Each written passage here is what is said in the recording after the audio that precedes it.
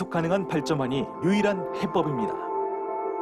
우리에게는 지금 지속 가능 발전 기본법이 필요합니다.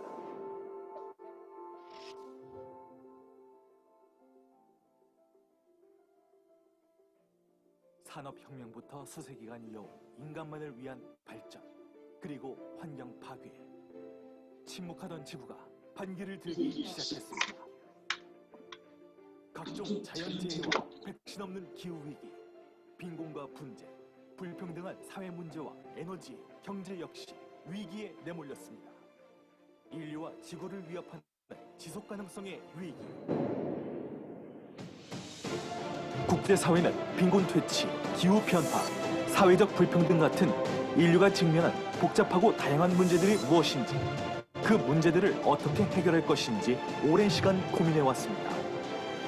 2015년 누구도 배제하지 않는 세상을 만들자는 원칙하에 인류와 지구의 번영을 위한 17개의 목표를 만들며 지속가능한 발전을 함께 만들기로 약속했습니다. 지속가능한 발전은 크게 환경보호, 사회적 안정과 포용, 경제성장의 세 가지 기둥이 지탱하고 있습니다. 환경을 바탕으로 사회와 경제, 모든 부분에 조화와 균형을 추구하는 지속가능한 발전. 2015년엔 UN 공동의 목표가 될 만큼 중요성이 커졌습니다. 대한민국 역시 국가 차원의 지속가능 발전 비전과 정책을 추진하기 위해 대통령령으로 지속가능 발전위원회를 설립했습니다.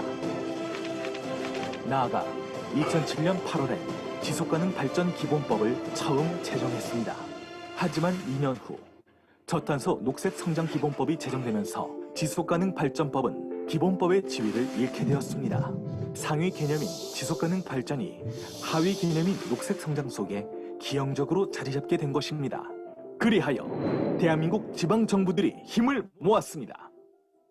2017년 설립된 지속가능발전 지방정부협의회, 지속가능발전 기본법 제정을 촉구하는 지방정부 공동선언, 국제회의에서 지속가능발전 기본법 제정을 촉구하는 주제 발표, 법적 기반 마련을 위한 온라인 토론회와 이해관계자 정책 토론회 개최, 지속가능발전 기본법을 제정을 통해 국가와 지방정부의 지속가능발전위원회를 설치하고 국가정책의 모든 분야와 지역의 특성에 맞는 지속가능발전 계획 수립과 이행, 평가를 의무화하는 한편 민간과 기업의 지속가능발전 실천을 지원하는 토대를 마련해야 합니다. 지속가능발전 기본법 제정, 저는 꼭 필수라고 생각하고요. 신속한 논의와 검토를 통해서 입법이 이루어지기를 기대합니다. 지속가능발전 기본법이 조속히 제정되어 지속가능발전이 국가정책 전반의 최상위 가치로 정립되고 산재에 있는 추진 동력들이 하나로 결집될 수 있도록 해야만 합니다. 많은 분들의 참여와 노력을 당부드립니다. 한국지속가능발전학회는 환경, 사회, 경제 문제 등을 융합적으로 풀어갈 수 있는 포괄적 정책 추진의 필수 요건으로서 지속가능발전 기본법의 조속한 제정을 촉구합니다. 시민들이 열심히 하려고 해도 제도적 기반이 뒷받침되지 않아서 어려움이 많이 있습니다. 국가 차원에서 빨리 지속가능발전 기본법이 제정되어서 많은 시민들이 자신의 지속가능성을 높이기 위한 여러 가지 활동들에 국가의 역할을 다할 수 있도록 노력해 주시길 당부드리겠습니다.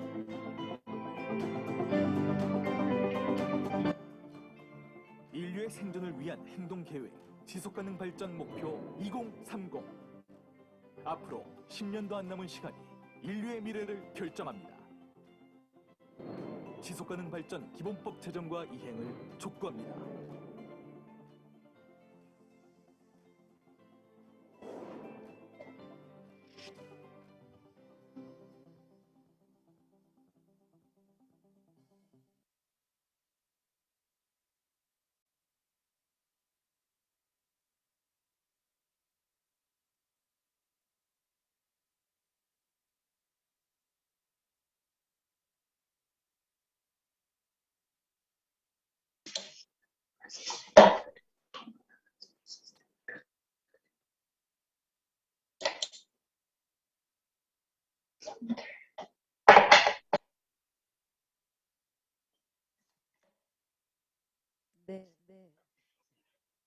Hello. So let me continue. The 2021 Korea Festival for Sustainable Development, we are having this afternoon session. So this year's theme is capturing hope of sustainable development into carbon neutrality. Today marks the second day of the festival, and the session is International Forum on Local Government and Resource Circulation. In today's symposium, presenters and panels will join us online, and this session will be streamlined live on YouTube. So let's get started. Let me introduce myself. My name is Hyun-hee Park. I am an MC and a moderator of discussion today. I'm in charge of Secretariat Office of Local Government Council for SD and also Director of ICLE Korean Office. Today's session will offer sign language interpretation services. Not only that, since there are foreign presenters, international simultaneous interpretation will be given. So for our session, Mr. Kim Yong-tae Kim and Ms. Sune Choi will offer sign language interpretation. And for the foreign presenters and participants, as well as for Korean participants, 2 interpreters will be helping us. They are Ms. Hana Ri and Ms. Hae-sung Ji. Thank you for your services. Now,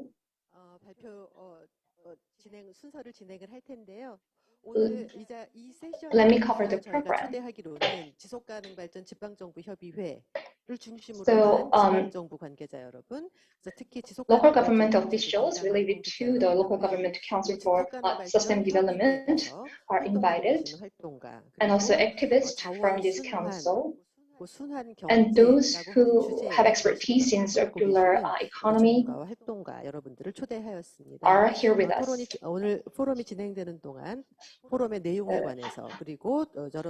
During the forum today, you could bring up your question on the chat window, then they can be answered later in the discussion session. Today's theme is resource circulation and local economy. We say circulation of resources, but the European countries actually talk about the concept of circular city and circular economy. The efficient usage and utilization of the waste is much discussed in these countries. You will be able to check that in the presentation, so you will be able to enhance your understanding on this matter. So the ICLE Korean Office, as well as the Local Government Council for Sustainable Development, are co-organizing this forum. And we have some opening speech. First, Mayor of Yeosu, Oh Bong-kwon, is going to deliver his speech, and later, the Mayor of Suwon is going to give his opening remark. Hello, it is my pleasure to deliver an opening speech. I am Oh Bong-kwon. I am Mayor of Yeosu and Head of Local Government Council for SD. I congratulate you on the opening of the International Forum on Circular Economy and Local Governments. I'd like to thank Ms. Yeon-hee Park, Head of ICLE Korean Office, Mr. Yong-jin Kim, Head of Local Sustainable Alliance of Korea, and other related officials for this opportunity. September 6th is Resource Circulation Day, designated to raise awareness on the importance of environmental protection and recycling. Recycling intends to restrain waste generation and recycle as much as possible, minimizing environmental impact. Therefore, recycling is the very basics for the carbon neutrality. As the spread of COVID-19 led to increase of plastic waste, not only resource circulation, but also circular economy is gaining much attention. The Net Free 2050 pledge by the Korean government also presents revitalization of circular economy as one of the top 10 priorities. Against this backdrop, the role of local government as a main entity to manage waste is getting more vital, and seeking strategic measures suitable for each individual region became an urgent task. Above all, to establish sustainable resource circulation system, active participation and cooperation from companies and citizens will be needed. On August 26, our city government, Korean Environment Corporation, civic groups, and merchant association signed an MOU to encourage reuse of ice packs as part of our efforts to get a step closer to carbon neutrality goal. We will continue to promote systematic policies to realize our net free target with local government at the center of efforts. Dear participants, dear viewers who are watching this event on YouTube, and dear all those who are working very hard for resource circulation at this very moment, I thank you all. I hope this forum will be a reminder of the importance of resource circulation and serve as an opportunity for in-depth discussions and exchanges of new ideas regarding the future direction that local governments should take. Thank you.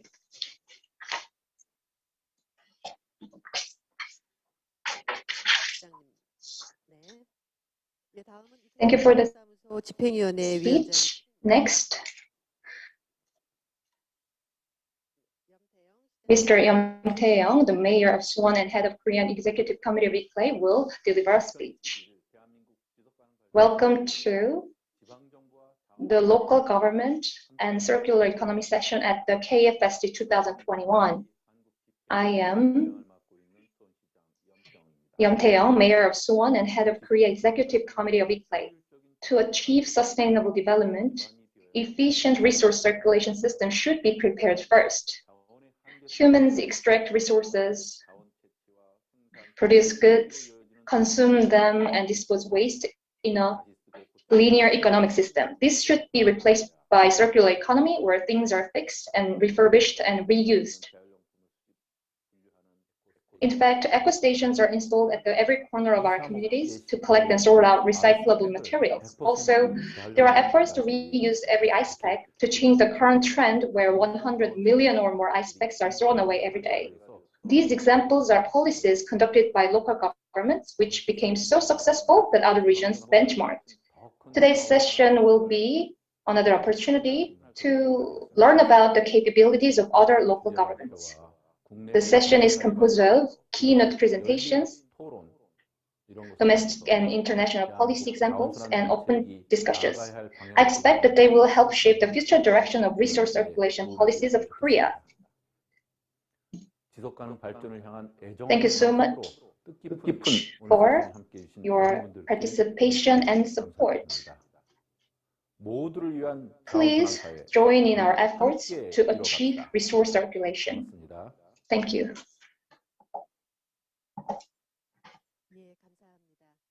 Thank you for the speech. Now, we will have discussions and presentation. As it was mentioned before, the theme is green economy and resource circulation. Korea and European countries are the regions that are involved. So circular economy and how our local governments are dealing with these will be addressed in the presentations. Of course, also how Korea and the European countries are shaping circular cities will be discussed. For today's discussion, there are presenters from Europe preparing for the presentation. The first session is local government resource circulation policy cases and how they are making an effort to achieve circular city. The presenter is Mr. Simon Clement from Eclay Europe, who is a specialist and coordinator, senior coordinator for sustainable economy and procurement. I think you can see him on the screen. Let's hear from Mr. Simon Clement. Wonderful. Thank you very much. I hope everybody can hear me. 감사합니다. 제 소리가 So 잘 first of all, let me 들리시나요? say thank you very much for the opportunity to speak in 우선 this session.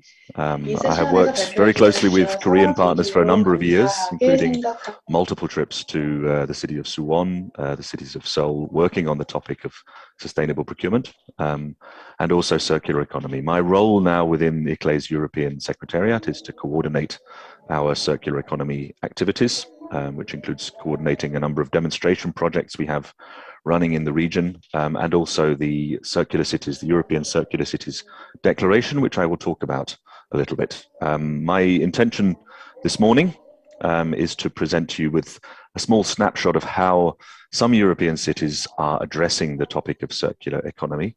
But before that, I'd like to dig into the point about why circular economy is relevant for cities, and in reverse, why cities are important in facilitating our transition towards a circular economy. Before that, however, I think it's worth repeating what most of our previous speakers have been talking about, that at the root of our current climate crisis is, of course, our linear economic model, our take, make, and waste model of operating. There's a report produced each year by Circle Economy called the Circularity Gap Report. The report in 2019 calculated that 62% of our global CO2 emissions are released during the extraction, processing, and manufacturing of goods. And this, of course, is something that is unsustainable and leads us to require a paradigm shift, a new way of working. However, what that report also demonstrated is that only 9% of materials globally are actually reused, so breaking out of this linear economic model. The report from this year actually shows that that number's gone down, so we're clearly not making the progress that's needed in this area. Alongside this situation, what we're also, of course, seeing, and we're all being affected by this now, is that increasingly there are supply shortages of raw materials within our incredibly complex global supply chains. We're seeing that demand continues to grow exponentially, and we're already seeing the limits of the supply of raw materials in the world, and that trend will only increase. So it's clear, as mentioned, that we need to find a new way of operating, and a circular economy presents that alternative vision. So what about the city and circularity? Why are we talking about cities when we're talking about what is very clearly a global issue? Well, figures that likely surprise nobody in this room here. Cities house 75% of the population, at least in Europe, and globally, of course, the figure is also very large. In Europe, they consume 75% of natural resources. They produce 50% of global waste, and they produce 60 to 80% of global greenhouse gas emissions.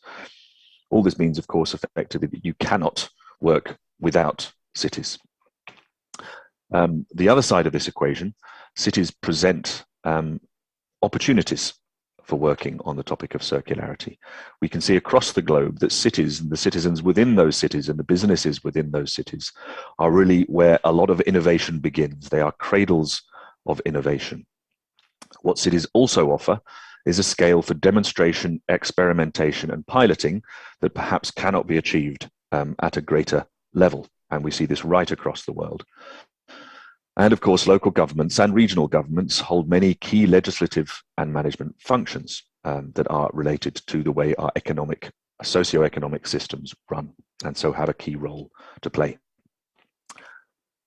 Looking at the flip side of that coin, why should cities be engaging with the topic of circularity? What is the benefit for cities to work in this? Well, first and foremost, as presented 2 slides ago, we have no alternative. We're facing a climate emergency, and of course, cities are at the forefront of the risks that we are facing due to climate change and the needs for climate adaptation. And of course, city decision makers understand this and realize that something needs to change. The circular economy offers such a tool. We're not just talking about climate change, of course. Our consumption and production patterns have huge impacts in terms of biodiversity, in terms of air pollution, in terms of waste generation as well, of course, and finding a new way of working with the materials that we have, maintaining value, maintaining products and materials within circulation. They'll help us to minimize our environmental footprint on the natural environment.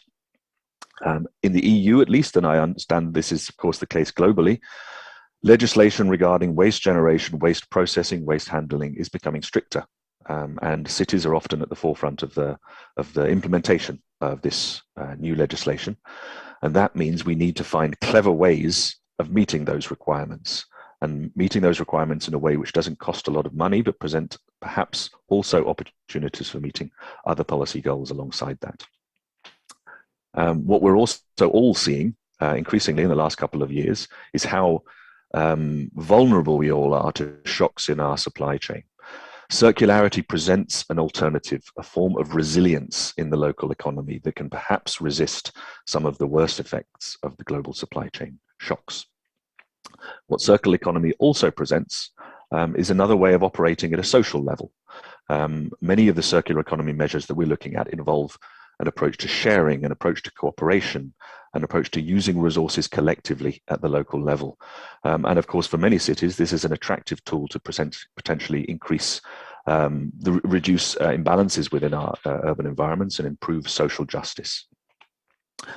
Finally, what circularity also offers is the possibility to boost local innovation and job creation. There are a number of studies that are looking at the impact of a movement towards a circular economy on job creation, and particularly job creation locally and within SMEs, which suggests there's a very positive link for that shift. Okay, so that's a little look about the background of why we're looking at the circular city. What's very important for us also to consider is how local governments can work to encourage the transition towards a more circular economy. And there's an excellent publication that was produced by the Ellen MacArthur Foundation a couple of years back on precisely this, on looking at the different roles which local governments have, what levers they have at their disposal. These were split into 5 main categories, presenting a vision of what circular economy is. So, for example, through developing a local circular economy strategy and an action plan which can present and offer to all stakeholders in the region a vision of where we want to go, what targets we want to achieve, and why we're trying to do it. What local governments also have is a very important role in engaging different stakeholders within the region. So we're talking about organizing conferences, networking. We're also talking about raising awareness in public spaces.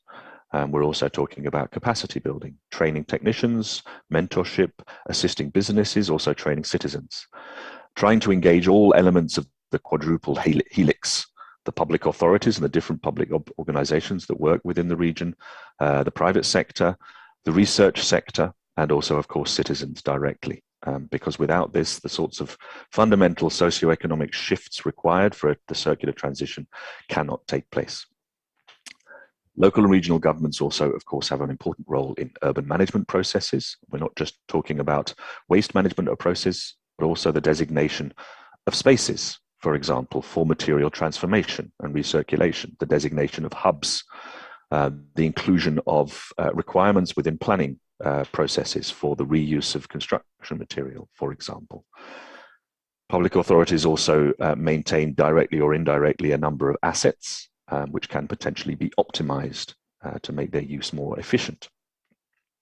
And public authorities, local governments spend a great deal of money on public procurement, which can be a very important lever in creating demand for more circular economies and processes.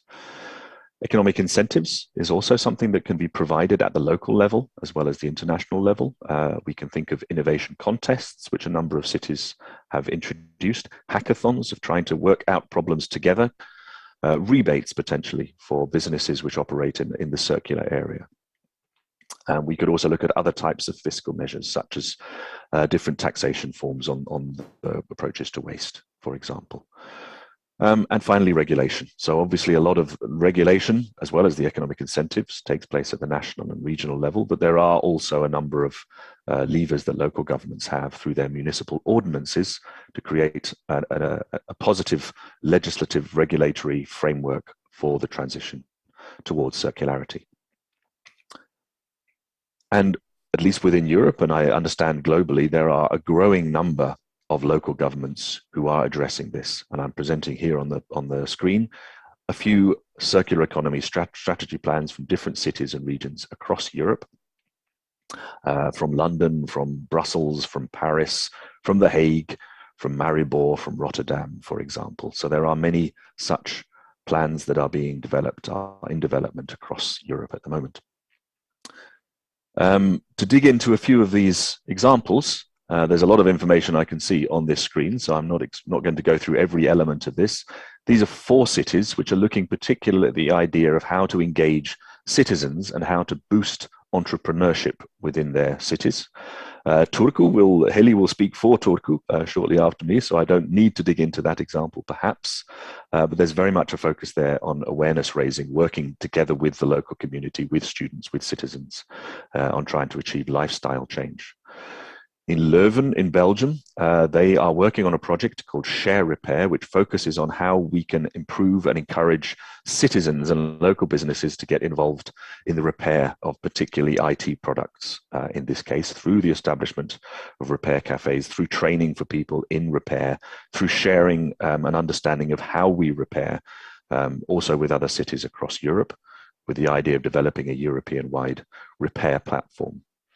The city of Eskilstuna in Sweden has, for a number of years now, maintained a shopping mall called the Retuna Shopping Mall, which exclusively sells recycled, repurposed, reused products and services, as well as those created from renewable materials, and has been a very successful initiative. There's a great deal of interest in trying to mirror that in other cities as well. In Valladolid, in Spain, they invested 1.4 million between 2018 and 2019 in an incubator contest for circular innovative solutions, providing funding to over 90 winning projects in the city. One of the most important sectors, if we're looking at circularity, is of course buildings and construction, responsible for huge amounts of waste, which is produced by our cities and also flows through our cities on a daily basis, responsible for huge amounts of impacts in terms of the extraction and also the disposal, as well as very significant in employment terms. And many cities across Europe are looking at how to best address this issue from the circularity perspective. In Helsinki, in Finland, a specific landmass coordinator has been appointed, whose responsibility it is to coordinate the movements of land masses and construction materials across the city. All construction projects must have a material auditing, tracking, and handling procedure in place, both private and public materials. And for all projects, there is a minimum requirement for the amount of recycled materials to be used in such projects. In Roskilde, in Denmark, there are specific guidance prepared for all actors in the demolition process. There are clear procedures about how material should be handled and the monitoring requirements of those materials. And at the municipal level, there is a prediction and management plan for the movement of all these materials. Vienna has a strong focus on the use of a minimum requirement of recycled or reused materials in all new constructions and major renovations.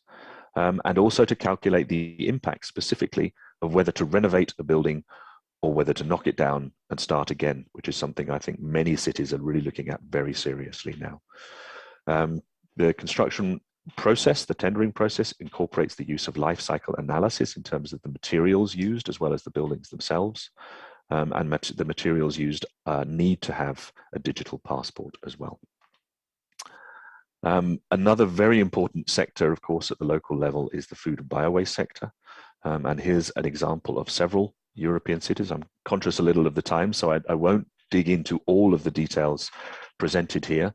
But the city of Pontevedra, for example, in Spain, is looking at promoting the use of community composting and education at the very local level to try and get citizens directly involved, reduce the amount of bio-waste which is simply being disposed of, and reuse it locally. In Porto, there's strong focus on working with the tourism and social economy sectors to try to both reduce the use of food within their operations by a predictive model, which looks at what they will need, as well as separating waste collection, the use of smart containers, and route optimization. And there's a couple of further examples also on the screen there as well. Another sector that I know many public authorities in Europe, and I expect across the world, are looking at is plastics and how we can address the plastics challenge. We see many pictures of this on our TV every day. City of Guimarães in Portugal is taking this very seriously, has signed up to a plastic-free declaration in 2019 and has developed a plastics-free strategy. Some of the measures include in here are focused on awareness raising, such as providing 10,000 cloth bags to citizens and 75,000 biodegradable plastic bags passed out at local markets. The municipality themselves have phased out all use of single-use plastics within their own operations. There is an initiative to pass glass bottles out to citizens in local university and schools. And the Aqualastic project is looking specifically at how to collect the plastic which is disposed of locally in rivers and drains, for example, and then turn that into new products using SMEs and entrepreneurs locally. This is just a snapshot of some of the examples that you can find throughout Europe. What we've tried to do as a European Secretariat is bring some of these cities together to collaborate and network. And in the end of last year, we launched the European Circular Cities Declaration, which is a commitment document of 10 different points related to cities using the levers, which I mentioned earlier, at their disposal to promote the circular transition. The European Circular Cities Declaration has now been signed by 59 signatories, a number growing each year, covering many of the countries of Europe. And you will find information about what each of these cities is doing in terms of circularity on the website for the declaration. So I would encourage you to dig through that further. Just quickly, there are also a number of guidance documents available in English, certainly at the European level. I've mentioned a few of these here. Hopefully these presentations will be shared so those can be made available. And there's also a number of European websites where more information about circularity and cities can be found. And with that, I will thank you once again for this opportunity to speak and pass you back to our hosts.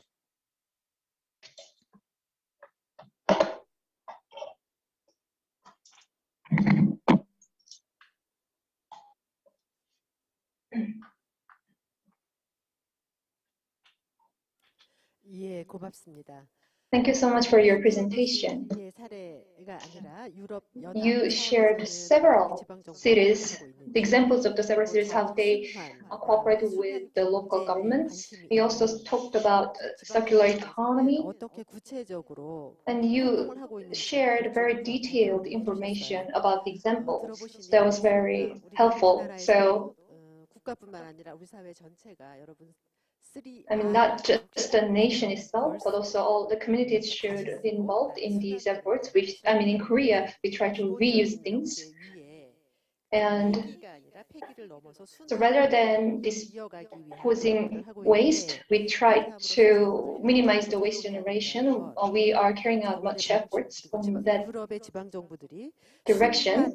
And many European and local governments have adopted the concept of circulation.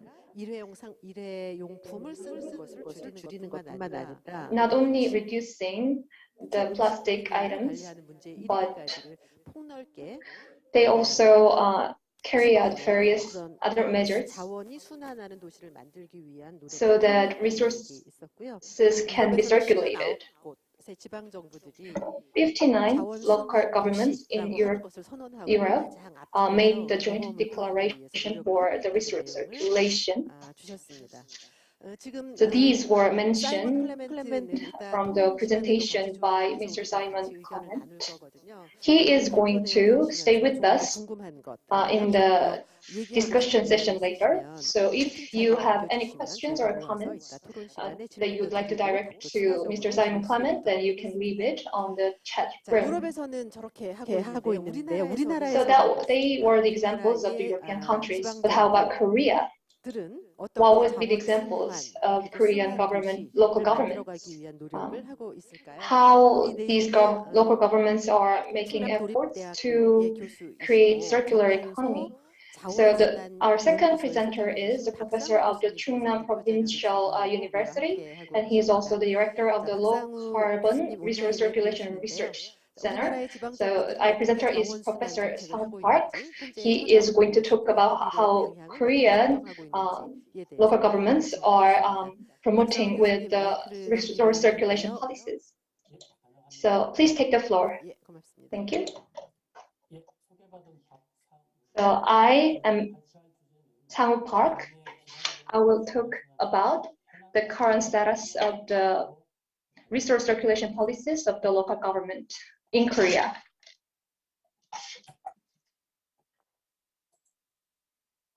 크게 네 가지입니다. 아까도 사이먼 So I will cover 4 aspects. Many were already mentioned by Mr. Simon Clement. So first, I will explore international trend, why international society is requiring a circular economy. Then what policy changes have been made in Korea and how the local governments are responding to such policy changes. And lastly, what should be the future policy directions of circular economy? So these questions will be answered in my presentation.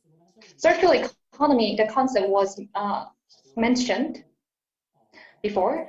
So let's look at UN research. So by 2050, 9.72 billion, we will have 9.72 billion people on the earth. And these could bring about many changes, and I'm going to talk about that. As it was mentioned before, from 1972 to until recently, the GDP had grown a lot as time went by. Together with the economic growth, you can see that resources have been consumed. So with the population growth trend that was mentioned in the previous slide, with the growth of GDP, there will be consumption of resources. I mean, GDP growth will propel consumption of resources. And this can be, this can result in the environmental limit, or we could go over carrying capacity of the Earth. If we compare 1970 to 2060, we can see that the consumption of the resources has could grow by 6 times.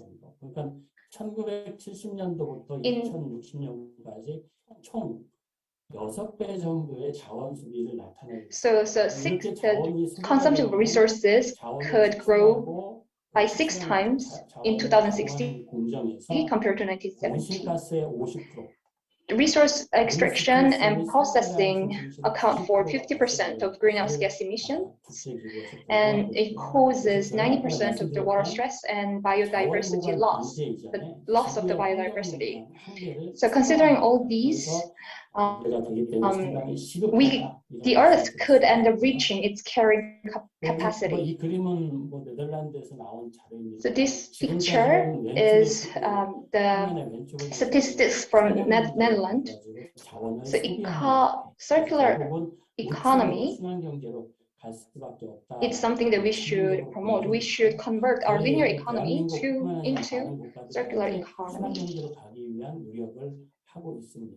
And we are making such efforts. EU in 2015 지속 가능 발전에 대한 의제 목표가 EU 왜 EU adopted an action 또 quickly 침대고 to respond to G7에서 UN SDGs and G7 Alliance on Resource Efficiency 그해 12월 달에 유엔에서 파리 협정을 and UN Paris Convention. 체결을 했죠. 이 세 가지를 So 대응하기 위해서 to respond to these 2015년도 changes 12월에 순환경제 that were carried out in 2015, EU adopted 2019년도 circular economy. New EU Commission was formed in 2019, and its policies include circular economy. 발표를 했습니다. 그래서 EU가 앞서서 순환경제 The EU is leading 좀 주도하는 the 경향이 efforts to transition to circular economy. So how about Korea?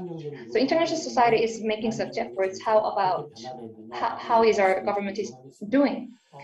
자축해 보면 크게 지금까지 우리가 폐기물 So 관리법에 far, we had waste management law. 전폭적으로 예방 중심으로 전환하기 위해서 we tried to convert our fundamental structure of the legislation to focus on prevention. 여러 가지 좋은 제도들이 많이 포함이 되어 Many 있는데 great 기본 원칙을 acts and institutions were made. 발생을 줄이는 데 우선하고 So all these laws focus on reducing the waste volume. After that, we can talk about recycling and other policies. So so to sum up, so far Waste Management Law Act was utilized in the past, but legislation has been improved. And we now have framework for the resource circulation. Now, the central government has legislated necessary laws and bylaws in September 2018. So these changes were made. And these, the vision of our nation is to realize transition to circular economy. And our target is to increase circulation rate to 82% from 70%, and with a target to reduce final disposal rate to 3%. So in the past, we focused on simple recycling, but now we try to view it more comprehensively. Our policy direction has changed in this way. Also, the metropolitan cities and provinces and other municipalities are required to prepare action plans as well as execution plans.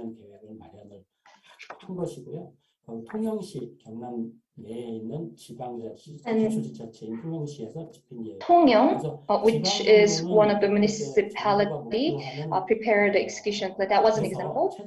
So what we are trying to do is to reduce the final disposal rate and increase circular usage rate, material circulation rate. The change of resource circulation policies of Korea can be viewed in two ways. First, reduction of waste volume. Second, recycling. So on the right side of the slide, you can see the recycling system. So I am going to talk about each item. In 1986, waste management law was legislated. And then now we promote resource circulation. So our policies changed in the way. In 2013, all local governments of Korea decided to implement volume-based garbage system, food garbage system in 2013 for the first time in the world. And now let's look at recycling. As it was mentioned, in 2014, 세계에서 우수 사례라고 For, 말씀드릴 수 있는 I mean, we have great example that I can share from 2014. So they are listening services to collect all electronic gadgets. So such system was introduced. And in 2016, recycling environmental assessment system was introduced. Later in 2018, we introduced a law that poses taxes on simple incineration or landfill. In September 2020, we prepared policy change plan for the resource circulation.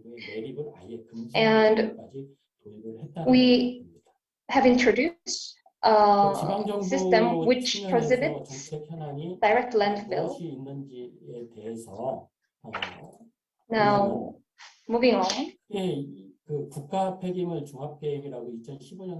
In 2015, National Waste Management Plan was created. So the target was waste reduction by 2.5%, landfill waste rate to be lowered to 1%, and recycling rate to go up to 64%. These were the targets. Compared to 2010,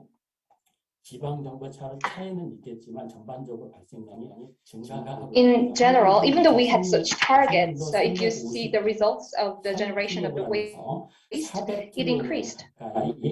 So from 303, so the daily waste generated by an individual increased from 353 kilograms to 399 kilograms. If you see this graph, you can see that there is a little bit of you can see the decrease, but recycling ratio calculation method has been scrutinized since 2018. So this might have affected the result of the graph that you can see right now. So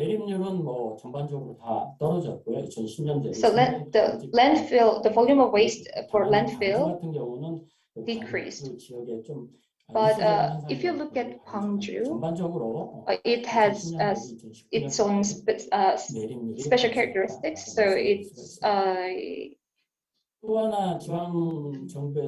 and just to add to that, in 2012, they came up with a very ambitious goal. So they made a strategy to increase or lower the number of incineration facilities or landfill facilities and so on.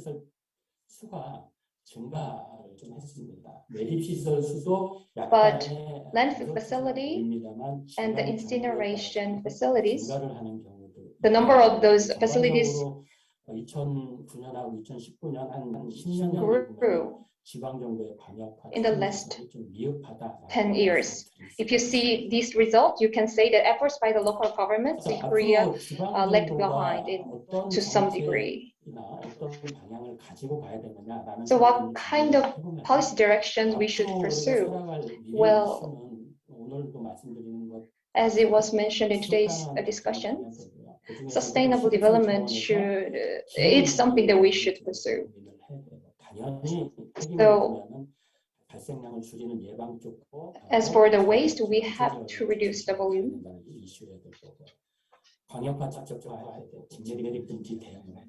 And landfills should be prohibited. But all strategies should reflect the characteristics of individual local community. Not only the local governments, but also consumers themselves should utilize their rights to select eco-friendly items. The information related to the items or products should be disclosed clearly to the customers so that they can make right choices. To sum up, Article 9 of the framework of the resource regulation talks about the recycling environmental assessment and circular resources recognition system. And these should be well utilized. Through this, local governments preemptively need to identify demands. I mean, local governments and central governments can make a lot of efforts for recycling and so on, but if such recycled items are not really used in reality, then such efforts are in vain. Next, I'd like to talk about the future direction of the resource circulation policies. We have to think about three things. First, resource circulation policies should be promoted comprehensively with the sustainable development. It should be able to enhance the inclusiveness of environment, economy, and society. And rather than dealing with issues one by one, there should be comprehensive solution through policies.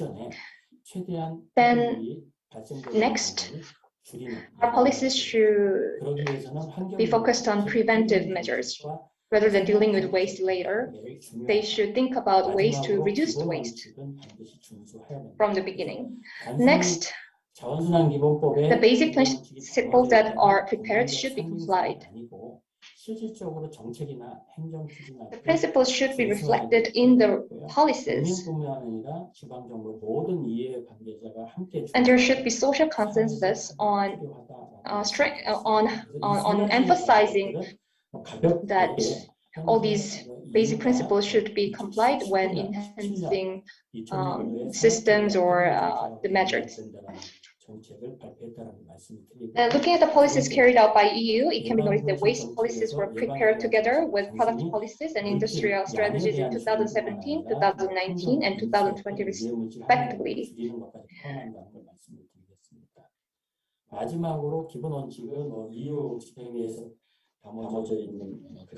And lastly, I would like to look at some basic principles.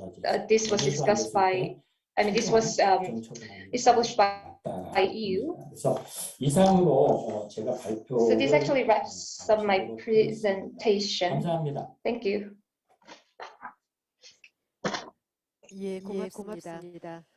Thank you very much. After hearing your presentation, it kind of makes me want to think about the scale of the policy application. And it actually helped me to understand Simon's presentation a little better. Thank you very much. So we heard about the trend, policy trend in Europe and Korea. And now let's go further into how the cities are promoting circular economy. First, we will invite our speakers from European cities. Next presenter is from Glasgow, and she will discuss Glasgow's vision of a circular economy. We will hear from Miss Anna Richardson.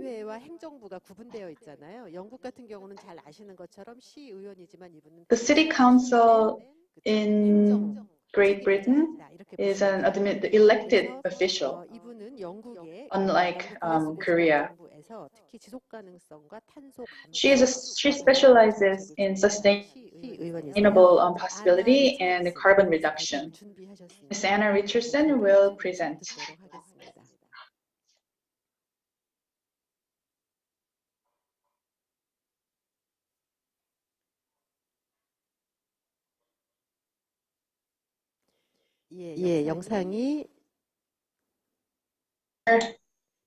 Having a little bit of technical difficulty playing the presentation video. Thank you for the opportunity today to share Glasgow's circular story. As convener for sustainability in Glasgow City Council, my focus is on the climate impacts of the work that we do. But so often, this also gives me the chance to think and talk about social justice and help to make the lives of our people that little bit better. So over the next few minutes, I'm going to cover a little of the journey that Glasgow's been on and how the City Council has been involved in this work. I'll share some of our vision and how we think the circular economy will help us to achieve our wider ambitions for the local economy, social justice, climate, and reducing the waste that we produce. I'll also highlight just a few of the many work streams currently in progress to give a flavour of what we think is possible through circularity. Here in Glasgow, we agreed to develop a circular economy route map with the target of being a circular city by 2045. This is an ambitious plan that sets out the principles that underpin this task and a series of actions that we and others in the city must take forward. In previous years, the Glasgow Chamber of Commerce had promoted and supported a variety of circular economy initiatives. So drawing together these strands of work and creating an overarching vision felt like the obvious next step.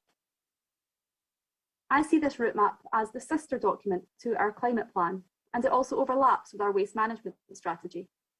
We have firmly positioned the circular economy as a large part of the solution to these wider challenges that cities face. And we've also been very open about the limitations of a city council. We know what our city needs, but we also acknowledge that we can't get there alone, and this route map will need the input of many organisations and businesses, as well as educational establishments, to get us over the line. And I'm very proud that this work is getting international attention. We are fortunate to be working with C40 cities, for example, on their Thriving Cities initiative.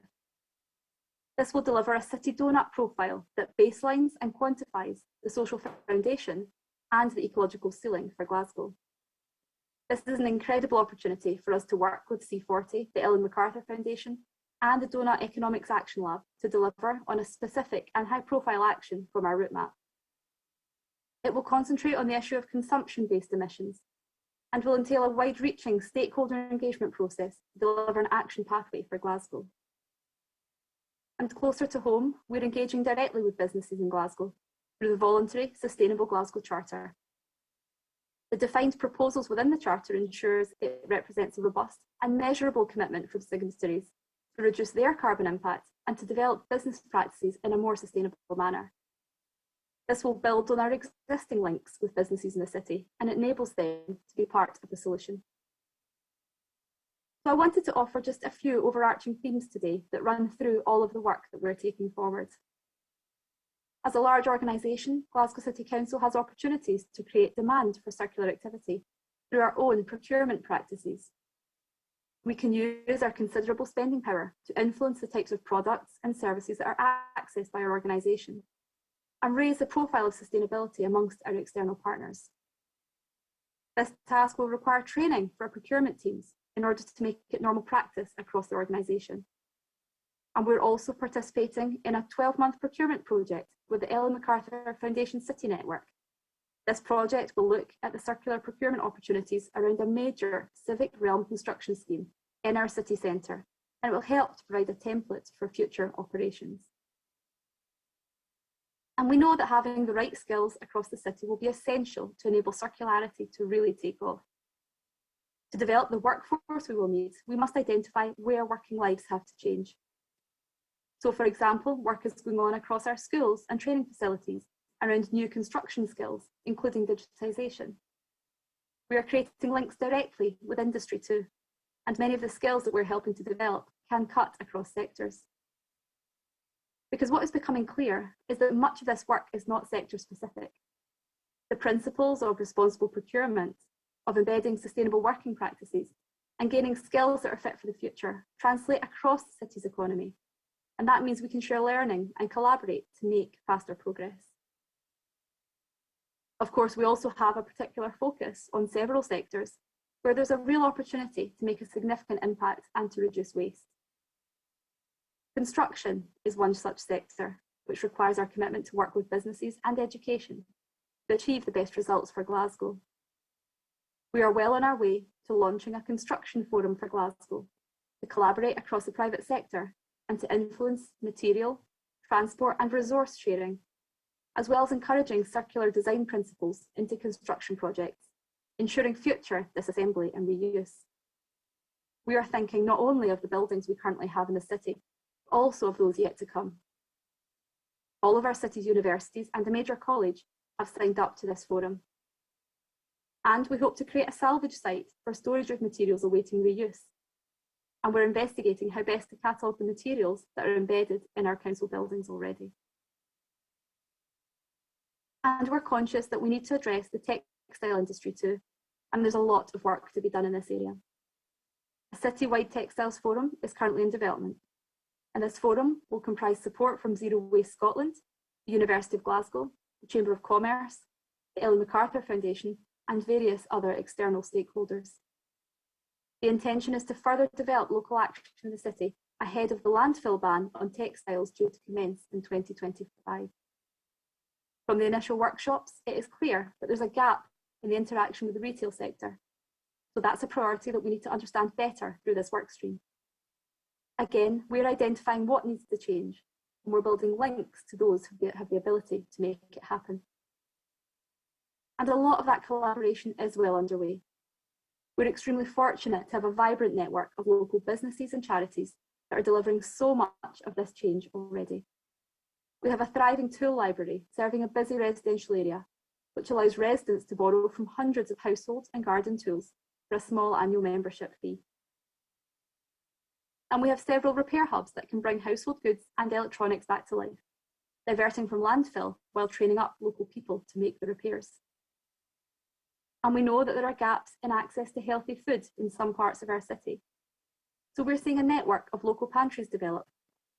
These again work on a membership model to distribute surplus food through their shop. This is enabling residents to buy quality food at much reduced prices while minimising food waste. And that's to name just a few. Where we can offer support to this sector, we see the direct impact that they have on their neighbourhoods. It's perhaps clear that we've given ourselves a challenge. We are determined to address the trickier aspects of circularity, and we have many questions as well as potential solutions. We're relying on partners across the city to deliver on these ambitions too, and we're doing what we can to facilitate that. And we're seeking to influence behaviours and activities beyond the usual sphere of local government. But what drives us forward is the conviction that we can make the city a fairer and more equitable one, at the same time as achieving our climate ambitions. If we support small businesses and third sector organisations that promote reuse, repair and sharing solutions, we're reducing inequalities. Done well, the circular economy gives us the opportunity to improve local food chains, to provide services and skilled green jobs in the heart of our communities, and lift living standards by increasing access to the goods that people need without the environmental costs. That's good for our city, our communities, and our citizens.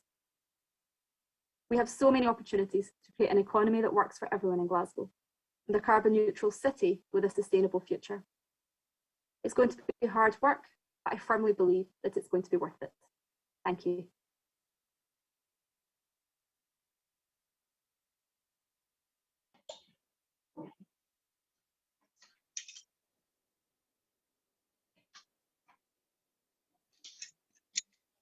예, 고맙습니다.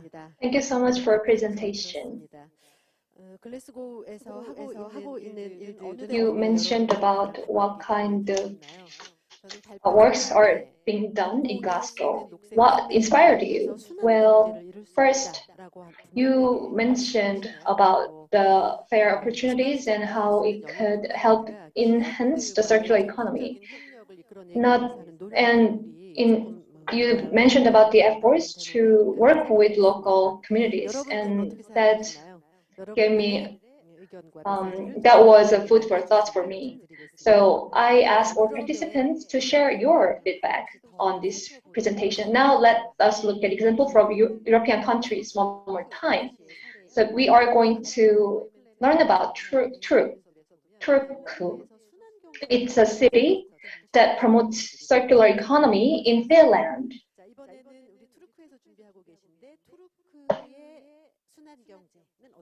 So first presentation will cover circular economy in city in Finland. This presentation will be given by Ms. Helgi Huskonen, who is a circular economy project specialist. So let's hear from her. Thank you. Good afternoon, and thank you for opportunity to talk here today. I'm Heli Huskonen, project specialist from City of Turku. It's a pleasure to be here today, and I'm happy to tell you about Turku circular economy and our circular economy roadmap. Before going deeply in the circular economy topic, first let me tell a few facts about Turku to get familiar with the area. Turku is the oldest city in Finland, and it locates in southwest Finland, as you can see from the map I'm presenting now.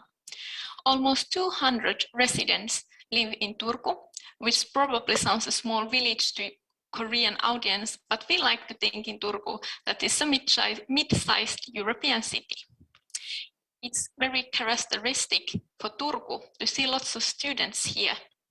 Here are 2 universities and 4 universities of applied science. In total, we have in Turku 40,000 students in higher education and 11,000 students in vocational education. And in the picture on the slide, you can see snowy city center of Turku and river Aura flowing through the city. Let's move on to our ambitious climate target to be carbon neutral by 2029 and resource wisdom by 2040. These main targets include other important targets, such as no waste target 2040 and no emissions by 2029. These all targets require using the natural resources sustainably. Additionally, the city's strategy doesn't concentrate just on climate change mitigation, but also adaptation of climate change, because effects of the climate change are also starting to be visible in Finland. In the future vision of Turku in 2029, local economy has grown stronger and the jobs in the circular economy are more abundant and fairly distributed. Turku is an international pioneer in sustainable development, and there is a lot going on in circular economy already. The preliminary resource wisdom roadmap was designed in 2015 after the resource wisdom was set as a target in our city strategy. In 2017, an analysis of material flows in southwest Finland was conducted. That helped and will help us in designing the material circulation in our area. We have invested in clean energy sources and we are strengthening our carbon sinks in many ways. For example, with our new forest management plan. To make the systematic transition towards circular economy, the regional cooperation and development is the key. The preparation of the regional roadmap towards circular Turku started in 2019. Over 200 experts from business, education, research, and public administration have been involved in making of the roadmap. We have not done all of this work alone. The roadmap for Circular Turku has been drawn in a collaboration with ICLEI, Finnish Innovation Fund Sitra, and regional partners who are listed here on this slide, you can see. As we could have not made the roadmap without our partners, accordingly, City of Turku can't make Circular Turku alone. We do it together with our partners and stakeholders who are strongly committed in transition to circular economy. City of Turku Circular Economy Roadmap has 5 priority topics, which you can see listed here. Energy systems, food value chains, water cycles, transport, and last, buildings and construction. These topics were chosen as a result of an analysis carried out by the Circular Turku Project's steering group. These 5 topics have high potential to promote the systemic shifts towards circular economy in our region. For each topic, a set of 20 interventions that have a potential to speed up the transition towards resource wisdom has been identified. For example, one intervention is to take heat from the wastewater and reuse it. In the ongoing phase of the Circular Turku project, our aim is together with the stakeholders to start unpacking the interventions and establishing the roles and responsibilities and advancing them in our region. Since the roadmap has been drawn in collaboration with the regional actors, and since there has been activity going on in the region for quite some time, in many cases the roles and responsibilities are already quite well established. But then there are also interventions where the key actors are not well defined yet, so the work continues. The city will support and encourage participation and multi-actor collaboration in transition to circular economy. Turku has identified that its role in steering the change towards circular economy is to manage, incentivize, regulate, mobilize, and inform. These roles are all quite abstract, so I will tell you an example about Turku's informing role. This is the example Simon was also already mentioning in his presentation, but now we go a little bit deeper in the issue. So, one example how Turku is steering change by informing is towards sustainable 1.5 degree lifestyle campaign. The campaign was launched in August 2021 and it's enabling sustainable choices of the citizens. Target of the campaign are all the citizens of Turku. The campaign has been visible all around the city. The ads, similar than the picture you can see on this slide, have been placed, for instance, bus stops and other visible places to encourage citizens more sustainable and resource-wise lifestyle. Obviously, this has not been the only action.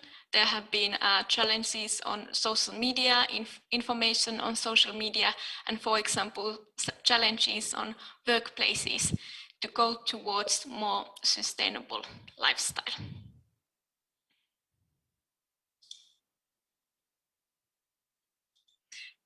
And then some words about implementation of the roadmap and where we are aiming in this Circular Turku project. Actions and impacts means our aim is to identify and when possible even initiate new pilot projects covering all circular economy roadmap priority topics to have a concrete impact. We want a fair and inclusive transition.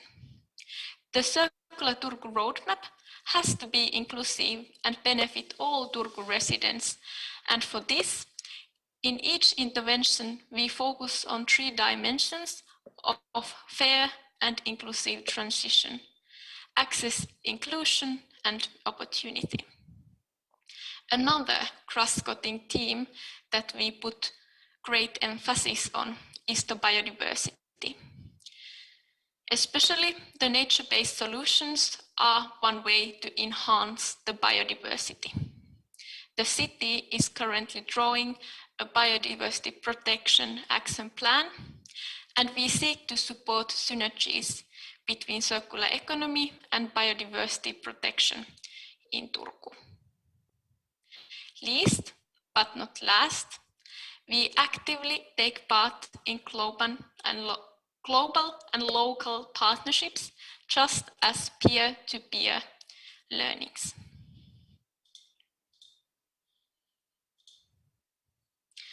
So that was very briefly about Circular Turku project and about our circular economy roadmap. The roadmap helps us to reach our ambitious targets in resource wisdom and emission mitigation in Turku, telling you about the beginning. Additionally, I want to tell you that with ICLEI, we have also been publishing a version in English of our Circular Turku roadmap for global dissemination. Unfortunately, I cannot tell you yet when the roadmap will be published. I was asking that from my colleagues this morning, but they are still sleeping because it's early morning here in Turku. But we will inform, and ICLEI will inform when we publish the roadmap in English. When the Circular Turku roadmap has been published, you can read more about this topic from it. Thank you for listening.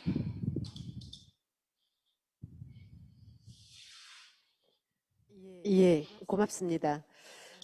여러분들은 어떻게 들으셨습니까? 여기 투르크의 사례에도 마찬가지로. Thank you very much for your presentation.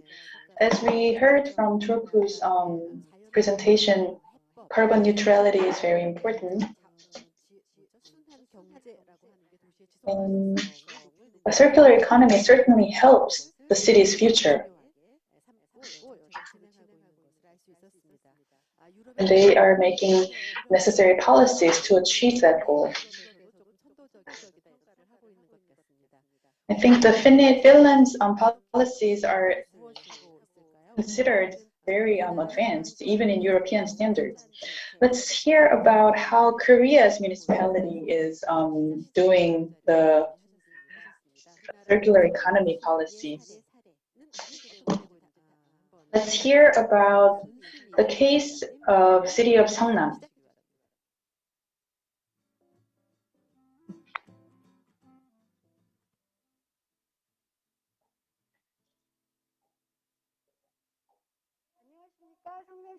Hello, my name is Soo Mi-eun and I'm the mayor of city of Seongnam.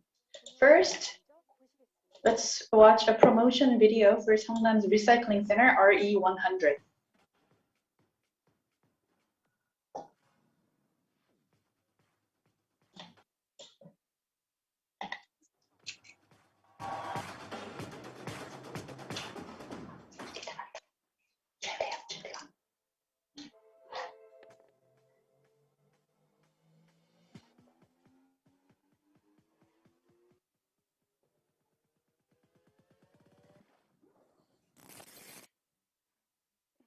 예, 잘 보셨습니까? Did you enjoy that? So my talk today is about how the civil society led the campaign to resolve the waste disposal issue of our city through private-public sector cooperation. So the projects I will discuss are RE100, which is a recycling center, and I also introduced Project Again, which is a social venture project involving upcycling effort. These projects were born out of several causes, including China's import ban on recyclables and increased use of plastic due to the pandemic. During the last 2 years, the plastic bag consumption increased by 57%, styrofoam 14%, and plastic by 7%. And the most steep increase was shown in September, which increased by 206% in plastic bags alone. The city has regularly experienced difficulties due to excessive waste, and the recycling guidelines are too complicated, and when the clean recyclables are mixed with contaminated ones, it's difficult for sorting facilities.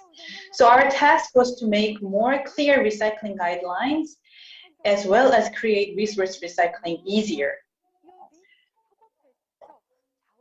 So the private sector, civil society, and public sector came together to make agreements and create a cooperation system for resource recycling.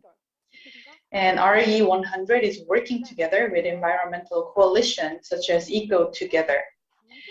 And such accomplishment became known through news reports. And it was reported on the network called MBN in January 2020. Let's watch it.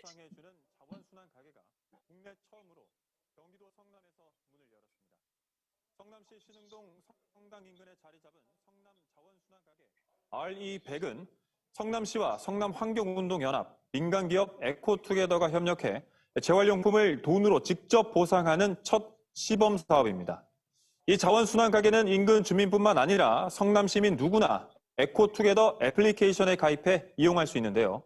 성남시는 오는 3월부터 지역 화폐로도 보상하는 한편 연말까지 자원순환 가게 3곳을 추가로 설치하고 아파트 등 공동주택으로 사업을 확장해 나갈 계획입니다. 영상에서처럼 성남 자원 As you saw, RE100 streamlined the whole process from taking the garbage out, sorting and processing to reusing. And our goal is to reach 100% recycling and give monetary incentive 100% of the time as well. Through RE100, so far we created 176 jobs, and the monetary incentive was given in the form of shopping voucher that you can use in the businesses in the city, which contributes to local economy. So in this process, what's most important is to listen to the residents and educating them. After the necessary training is done, they can educate the residents and children on how to recycle properly and train more recycle experts. And that's the most important part of public-private-led activities. So RE100 began in June 2019, and within 2 years, it has 16 different locations, and it's expanding as we speak. At first, of course, many worried about recycling facility taking a space in their neighborhood.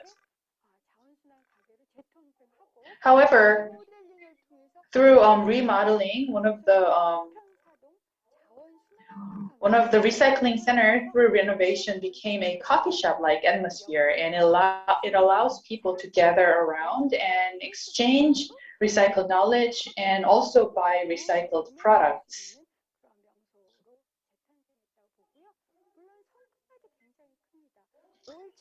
So far about 8,000 households participated and contributed to 650,000 plastic bottles and 110,000 glass bottles, and reduced the CO2 gas emission by 86 tons. And in turn, 20 million won was given out in the form of shopping voucher, which helped local economy.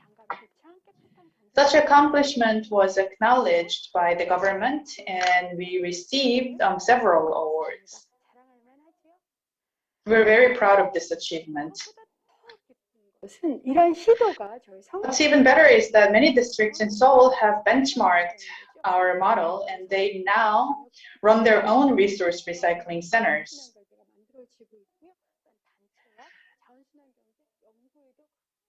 Our hope is to expand RE100 nationwide and to create a resource recycling cluster.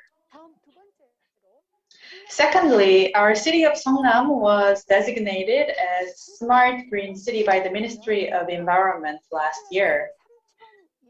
To this end, our goal is to reduce waste by 322 tons to reduce carbon emission by 3,100 tons. And this will surely create synergy with our effort to resource recycling. Major projects of Smart Green City include building Smart Green Center, which will serve as a hub of environment education and resource recycling activities, expanding RE100 locations, and AI-based automatic sorting equipment. By completing each project, we will be one step closer to becoming a city that innovates resource recycling. Starting in last July, we also tried to find an alternative to plastic bottles that are mostly imported from Japan. Through 18 locations, including our own RE100, we promoted recycling clear plastic bottles separately. We ended up collecting 19 tons of it and now being used as material for clothing and other high-value products. This slide shows one of the 900 canvas bags we made with our clear plastic bottles we collected. Our flakes, the plastic flakes, are considered the best quality in the nation and are capable of replacing the imported flakes. Next is a mobile application that makes disposing large-sized waste easier. By using it, it provides service to take it out of your house and sell it secondhand. It connects the consumers and producers of secondhand products. Before COVID-19, it dealt with about 40 tons daily, but it increased to 73 to 100 tons daily. And large-sized garbage is hard to deal with, but the mobile application makes it easier. So this project is thoroughly enjoyed by our residents, and it was selected as one of the government tasks. We're also promoting social project again, which is an upcycling project. It was reported on the network SBS. Let's watch a clip.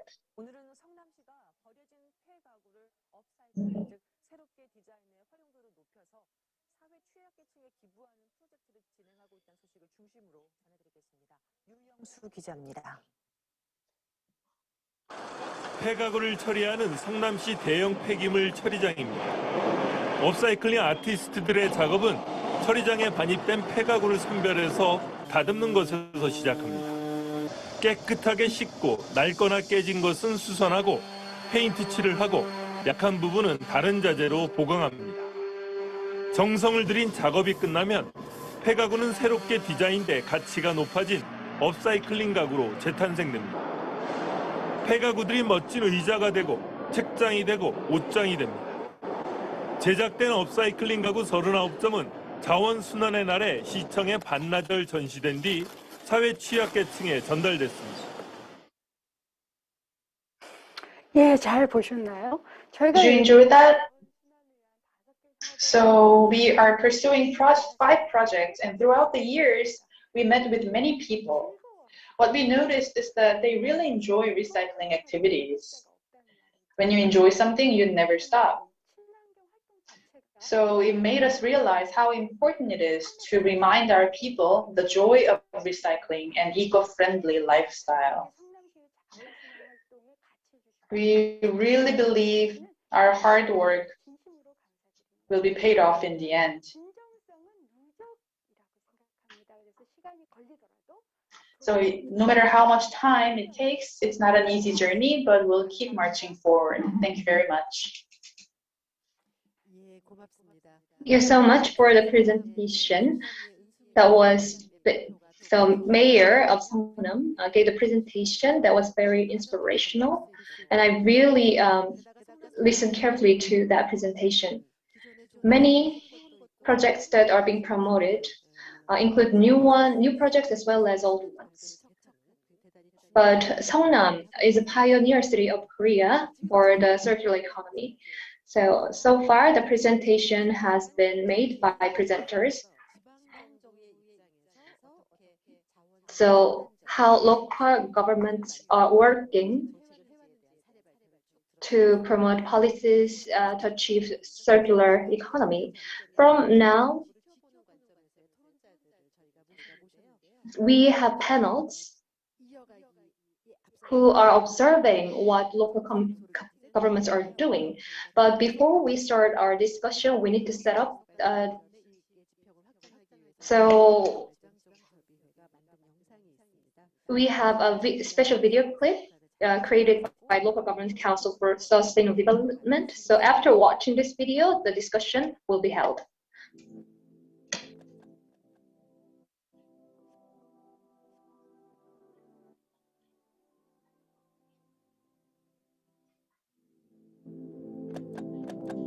지속 가능한 발전만이 유일한 해법입니다.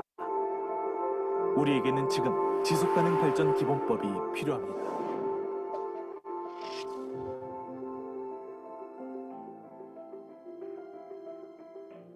산업혁명부터 수세기간 이어온 인간만을 위한 발전, 그리고 환경 파괴. 침묵하던 지구가 한기를 들기 시작했습니다.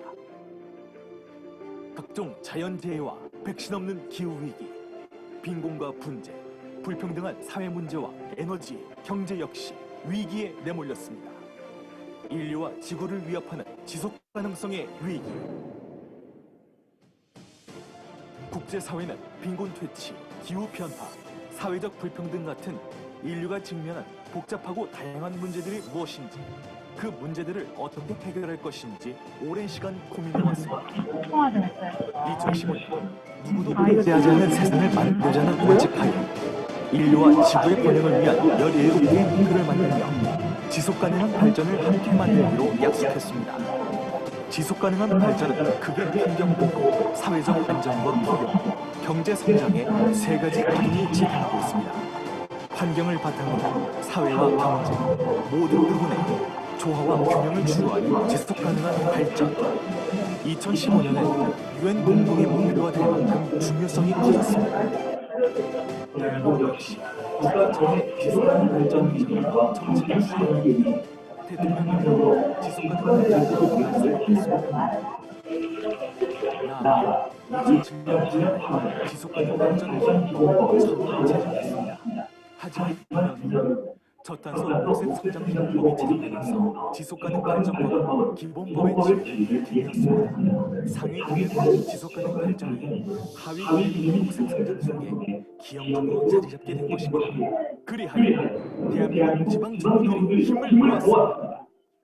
2017년 3월 지속가능 발전 지방정부 협의회, 지속가능 발전 기본법 제정을 촉구하는 지방정부 공동선언, 국제회의에서 지속가능 발전 기본법 제정을 촉구하는 주제 발표, 법적 기반 마련을 위한 온라인 토론회와 이해관계자 정책 토론회 개최, 지속가능 발전 기본법을 제정을 통해 국가와 지방정부의 지속가능 발전위원회를 설치하고 국가정책의 모든 분야와 지역의 특성에 맞는 지속가능 발전 계획 수립과 이행, 평가를 의무화하는 한편 민간과 기업의 지속가능 발전 실천을 지원하는 토대를 마련해야 합니다. 지속가능 발전 기본법 제정, 저는 꼭 필수라고 생각하고요. 신속한 논의와 검토를 통해서 입법이 이루어지기를 기대합니다. 지속가능 발전 기본법이 조속히 제정되어 지속가능 발전이 국가정책 전반의 최상위 가치로 정립되고 산재에 있는 추진 동력들이 하나로 결집될 수 있도록 해야만 합니다. 많은 분들의 참여와 노력을 당부드립니다. 한국 지속가능 발전학회는 환경, 사회, 경제 문제 등을 융합적으로 풀어갈 수 있는 포괄적 정책 추진의 필수 요건으로서 지속가능 발전 기본법의 조속한 제정을 촉구합니다. 시민들이 열심히 하려고 해도 제도적 기반이 뒷받침되지 않아서 어려움이 많이 있습니다. 국가 차원에서 빨리 지속가능 발전 기본법이 제정되어서 많은 시민들이 자신의 지속 가능성을 높이기 위한 여러 가지 활동들에 국가의 역할을 다할 수 있도록 노력해 주시길 당부드리겠습니다.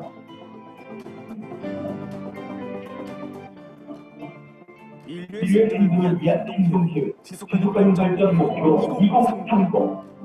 앞으로 10년도 안 남은 시간, 인류의 미래를 결정한다. 지속가능 발전 기본법 제정과 이행을 촉구합니다.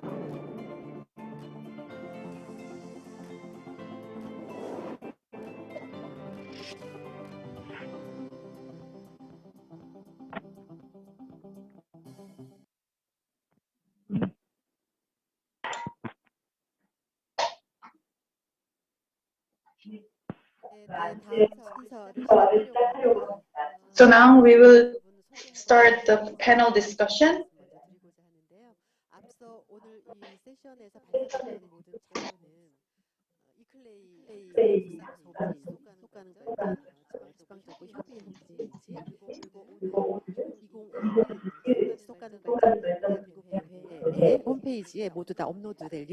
All of this presentation will be uploaded on our website.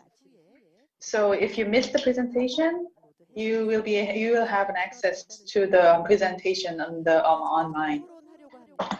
So now we'll discuss panel discussion.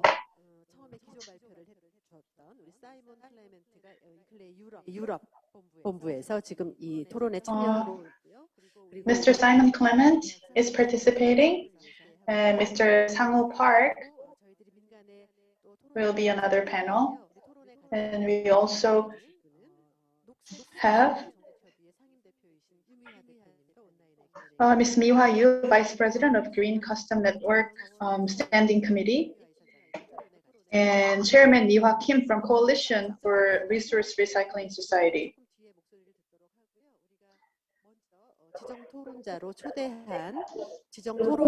Let's hear from our invited panels first. One question? I can see Mr. Clement on the screen.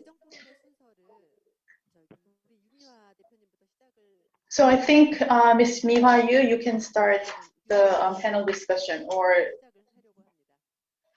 let's start from Ms. Mi-hwa Yu. 사인을 주시면 바로 마이크를 패널 토론에게 넘기도록 하겠습니다. 시작하기 전에 저희가 이 토론에서 같이 나누고 싶은 Before we begin, the insights we would like to share is so we have a history of pursuing policies on waste management. When you talk about waste and resource cycling, we are moving beyond that to achieve circular city and circular economy, which is a more comprehensive route. And we will talk about methodologies and wisdoms and how to achieve that. We heard about policy case studies of local governments.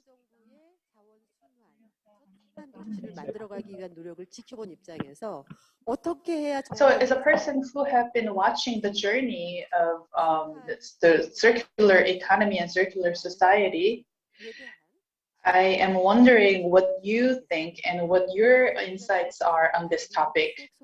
Let's hear from Ms. Mi-hwa Yu, Vice President of Green Custom Network Standing Committee.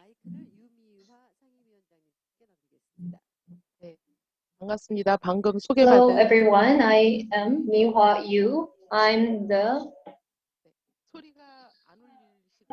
저는 Vice 울려서 President, Head of Green Customer Network Standing Committee. I think there is some howling, right? I guess it's going to be okay. Can you begin? All right, I'll get started.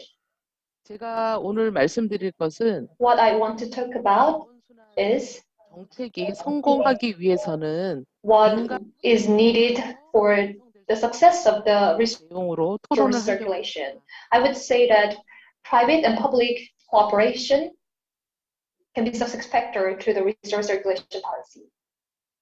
5가지 정도의 의견을 드리려고 하는데 I'm going to suggest 5 opinions. As it was mentioned by Professor Park, we have framework on resource circulation, and the municipalities are required to create the ensuing plans. But so Ministry of Environment has bigger plan than metropolitan and provincial governments formulate action plans according to the master plan of the Ministry of Environment.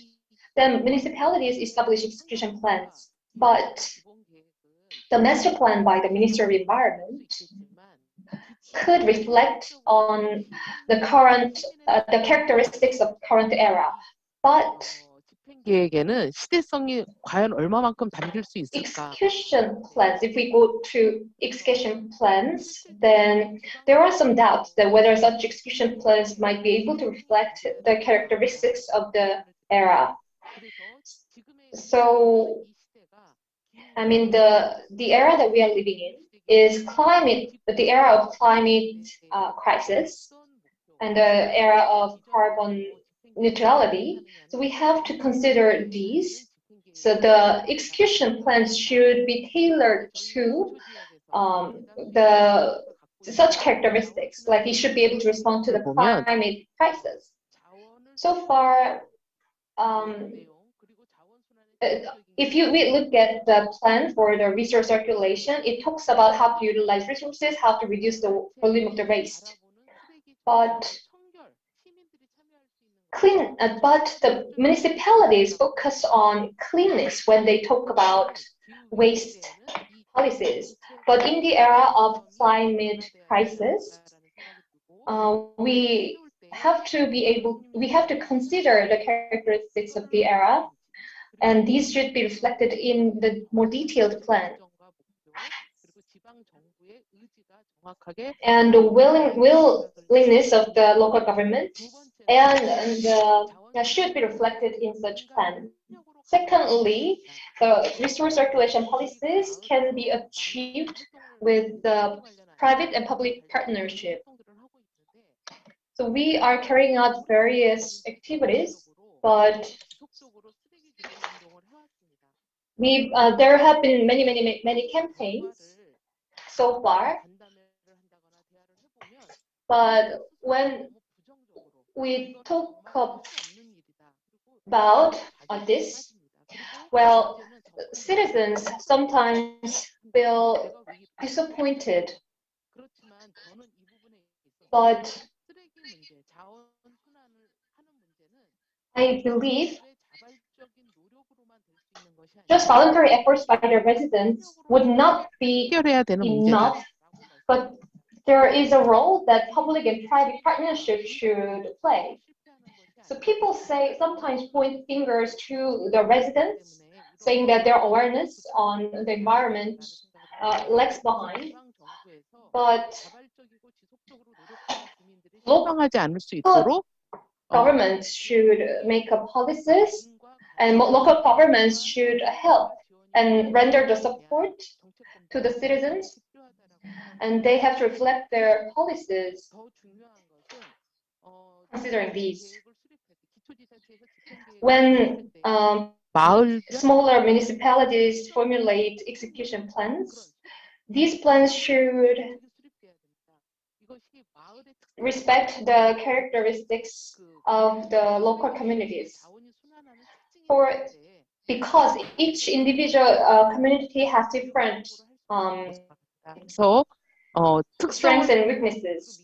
So, and also there should be a platform of communication where public sector and private sector can communicate together. So this should be important. This would be key way, as it was presented by the mayor of Songnam.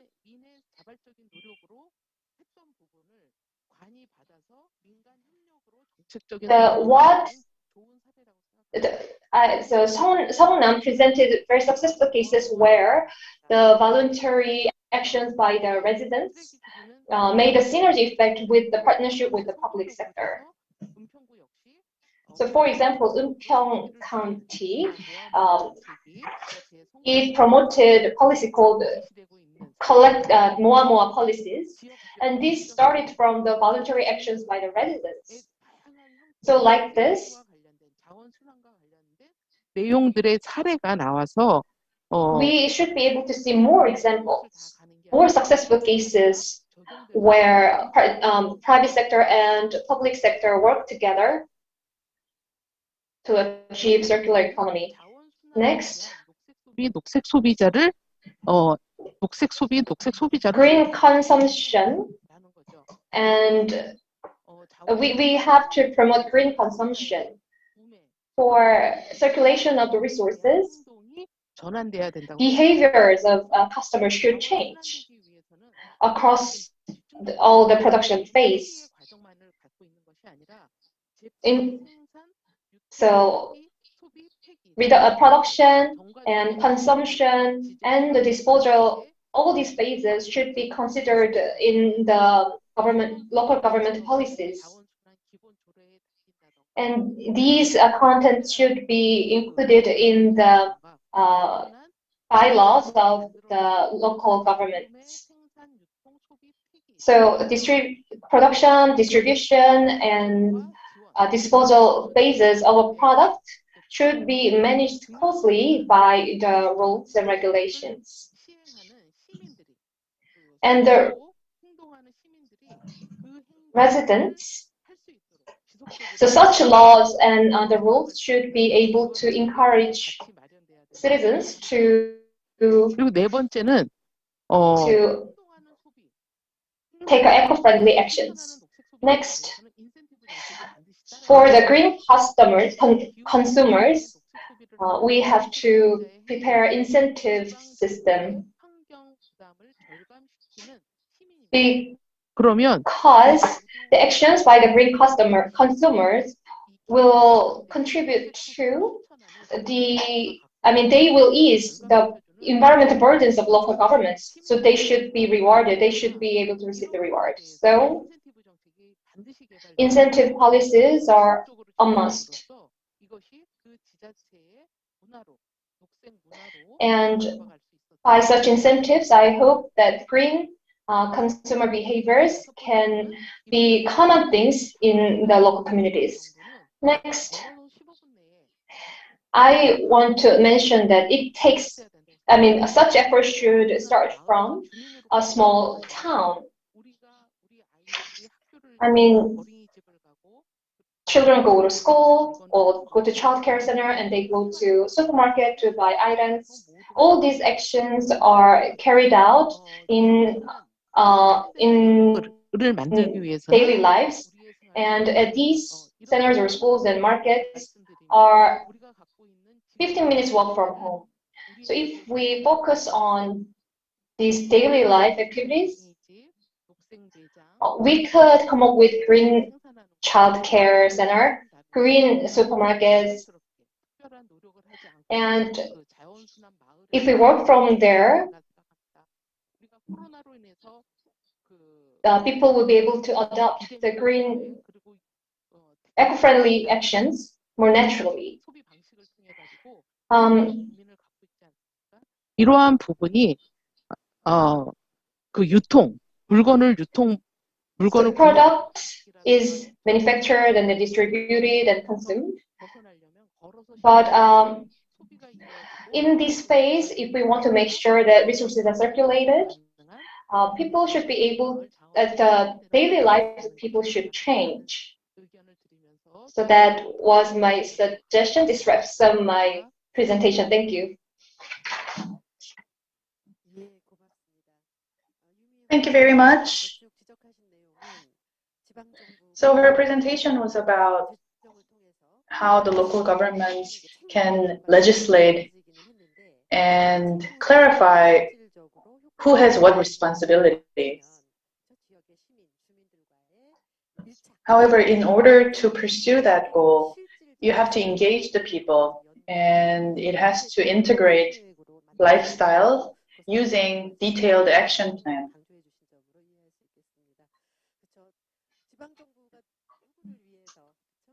So what is local government really serving?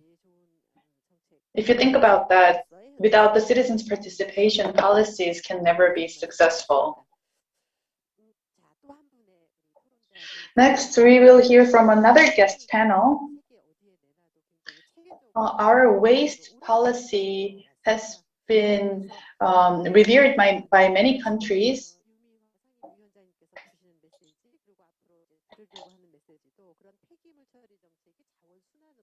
And the transition between the waste policies to resource circulation is something that we really have to think about. That should be our focus going forward.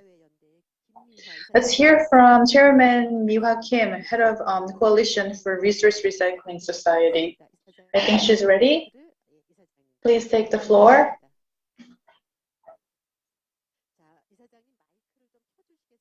Can you turn on your microphone? Hello, my name is Miwa Kim. I'm glad to be invited here. It's a coalition of 180 places, and we are gathered to give policy proposals and advice in terms of waste policies. And we are working on expanding resource recycling culture.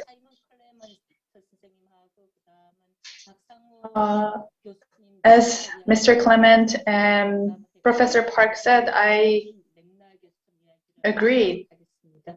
And my presentation is along the similar line.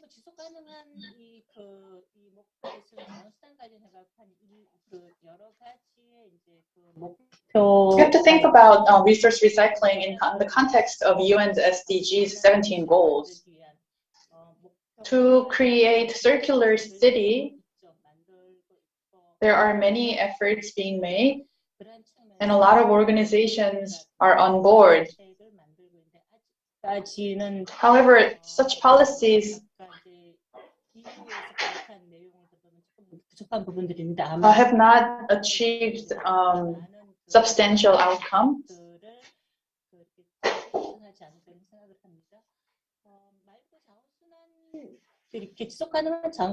So what is sustainable resource recycling? It means avoiding the creation of toxic waste and reducing waste. And only after achieving these goals, you'll be able to create eco-friendly city. So there is a global campaign called Zero Waste. And Korea is also promoting that campaign. And by 2026, there will be a law to ban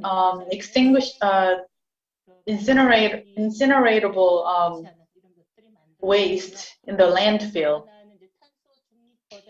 And the carbon neutral law stipulates that by 2050, about 90% of the waste should be recycled.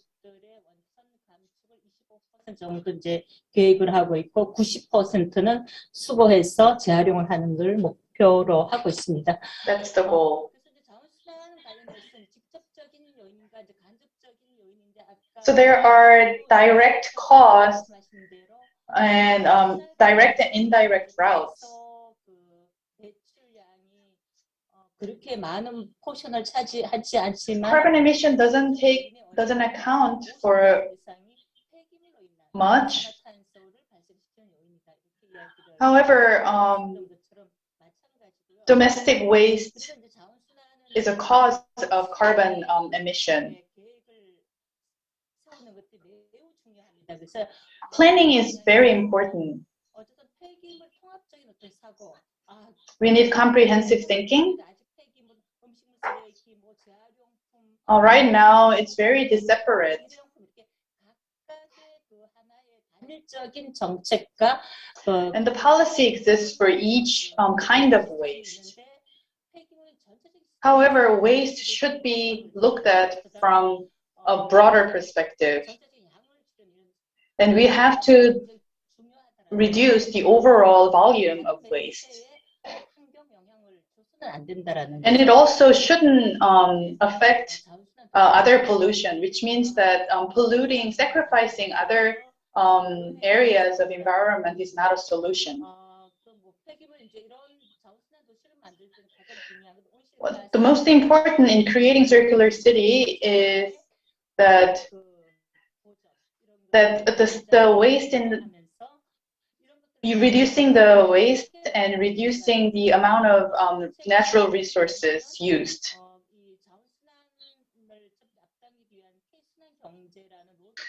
This is a roadmap of Korean style circular economy.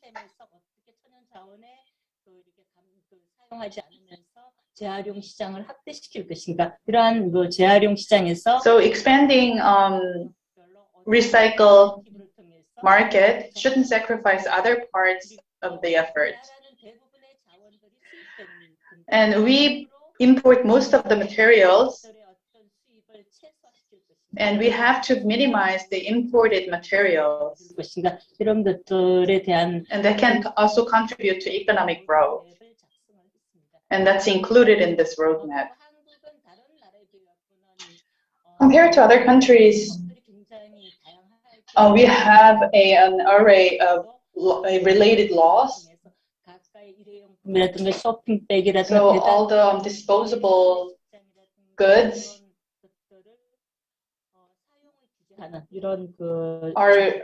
we're trying to reduce the use of disposable products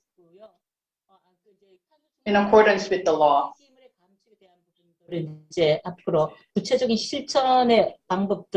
these are the detailed action plans to reduce waste.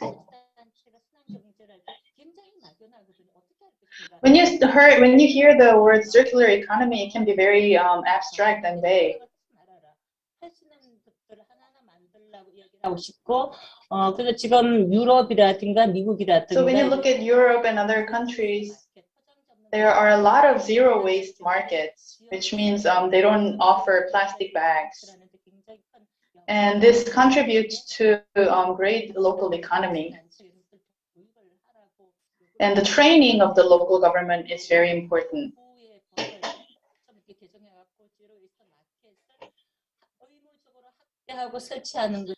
I advise the Ministry of Environment to expand zero waste markets. And we're trying to create funeral houses without disposable products. This is an aspect of circular economy. It reduces waste, and it also eliminates the need to wash these products, and it creates local, it contributes to local job creation. And I also advise to create infrastructure for circular economy. There are a lot of efforts to reduce the plastic in delivered foods, and refusing to get unnecessary amount of food when you order delivery.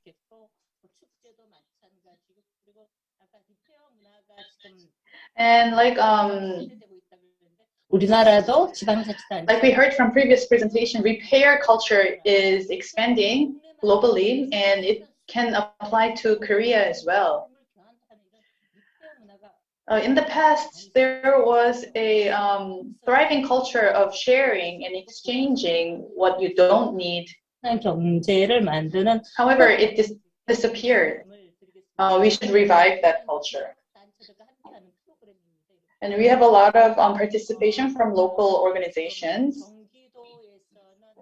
And in the case of Gyeonggi province, when you order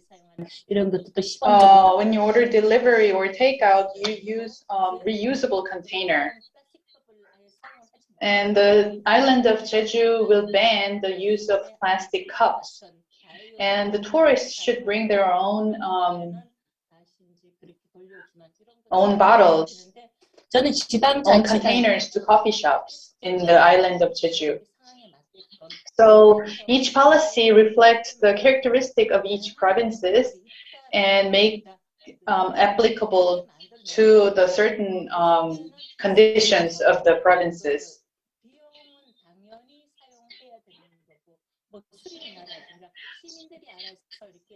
So repair culture is involving the citizen. And I think we should apply that to Korea as well.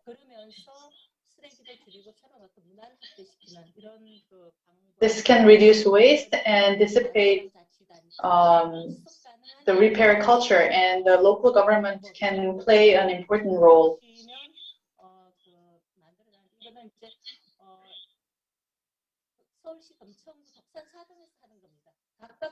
This is one of the efforts by local government. It's a tool library where you can rent the necessary tools. And as covered by the Seongnam's presentation, the recycling industry can create jobs along the way.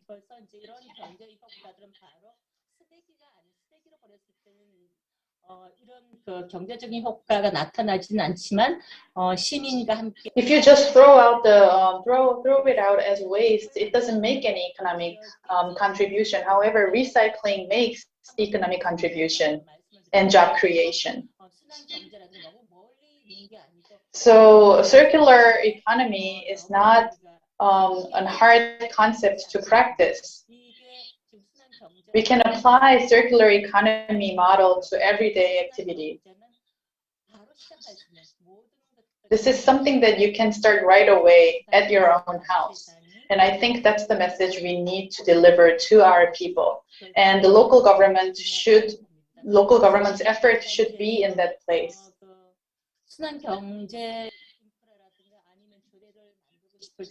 If local governments wants to make ordinance in this area, please contact me so I can give you advice. Thank you very much for your presentation. And putting circular economy into practice is becoming easier and easier with the help of local governments and local ordinances. And thank you very much for your contribution. And there are a lot of case studies that can be benchmarked in your presentation.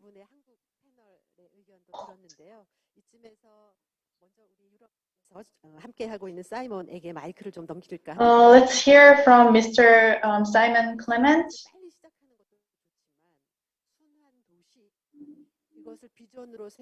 So how can we make circular city as a vision?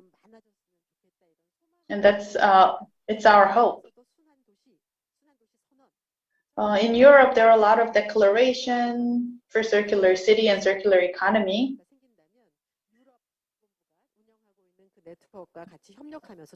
I think Korea can make a partnership with the European network of circular economy, and that's our hope. Mr. Clement, do you have any input?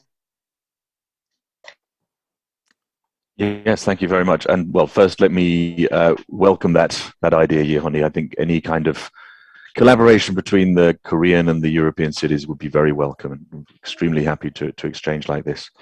I think the last two speakers have both made some extremely relevant points to this discussion. We very importantly need to start moving away from talking about waste and waste management and treating waste at the end of its life.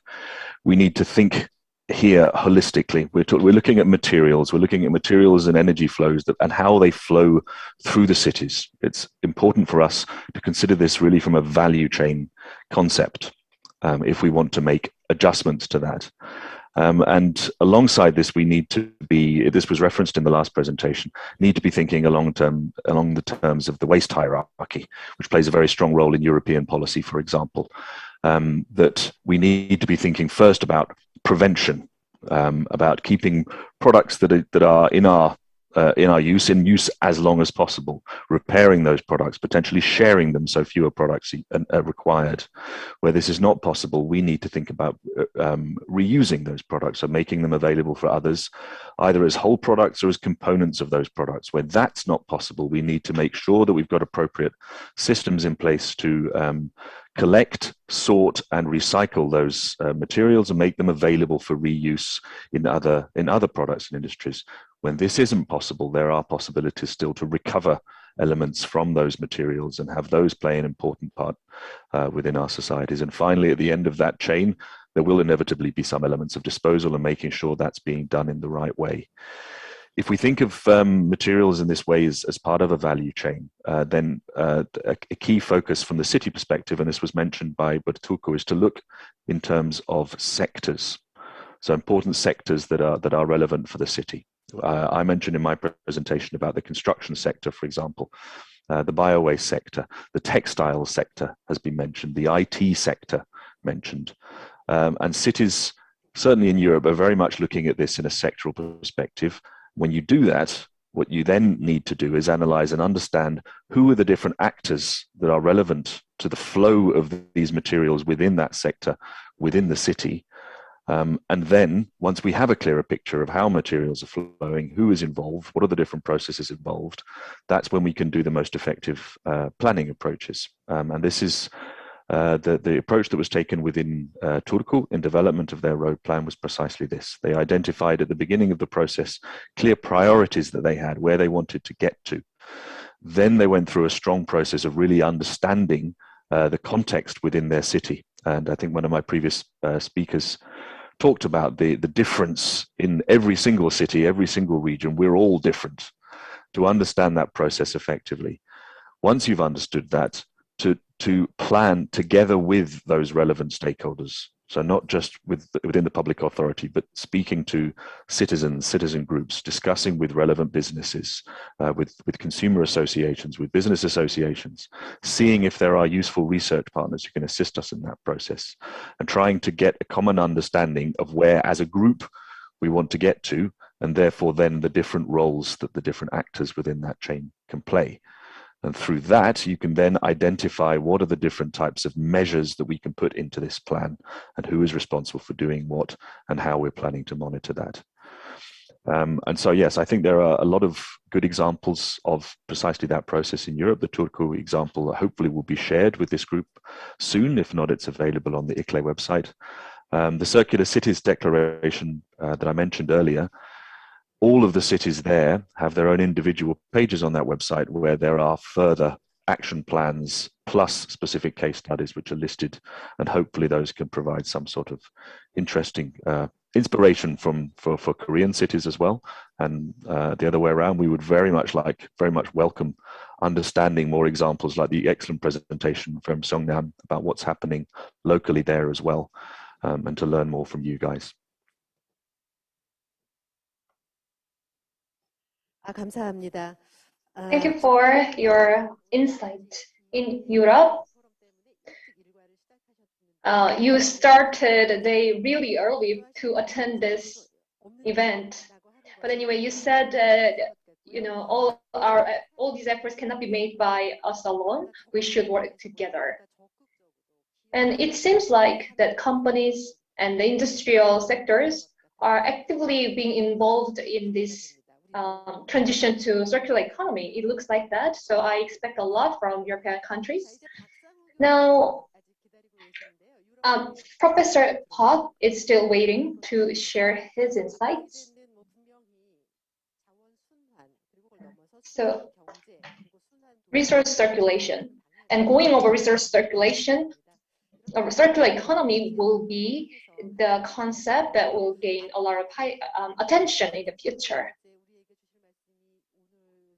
So Professor Park will give a presentation, will share his insights to close this event. Could you turn on your microphone, please?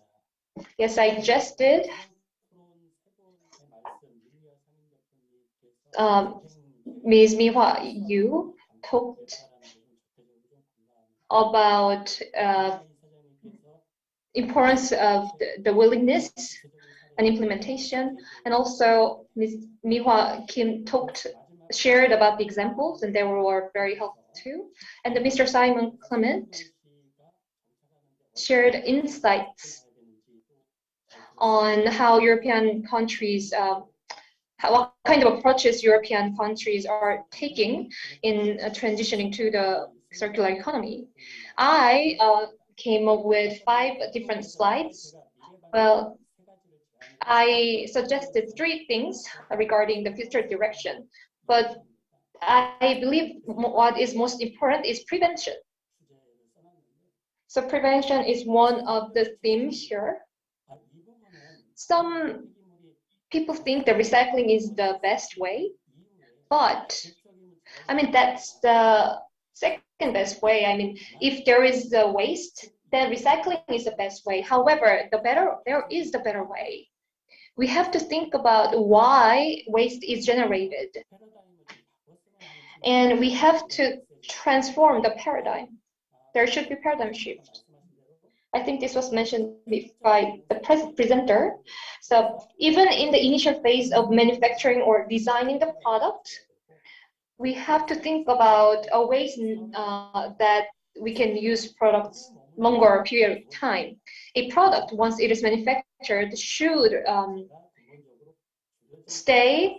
should be used for a longer period of time in our economy and society. And I think that should be the priority. That's the fundamental direction the circular economy should take. Secondly, in the phase of consumption, consumers should be able to select items freely. I mean, their rights of selecting items, products should be strengthened, enhanced. I mean, I think this is understandable. I mean, the information should be exposed about eco-friendly items and so on, so that consumers can buy those items too.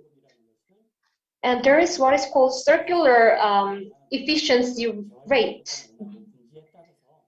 So depending on whether the material of a product can be recycled or not, we can we can give this rank called circular resource circulation rate. And according to this information, consumers might want to buy eco-friendly products. I mean, this could be an example of a standard. Another one that I am highlighting is that, could you actually sum up if possible, because of the time constraint? Sorry to interrupt. Yes, I will. So in order to implement circular economy, framework on the resource circulation should be well reflected and studied, so that more specific actions that comply with that bigger, broader law can be developed. Lastly, we have to be able to monitor on the perspective of the demand side. I mean, so lastly,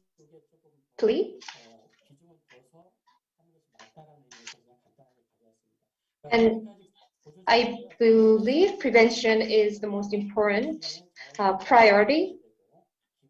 So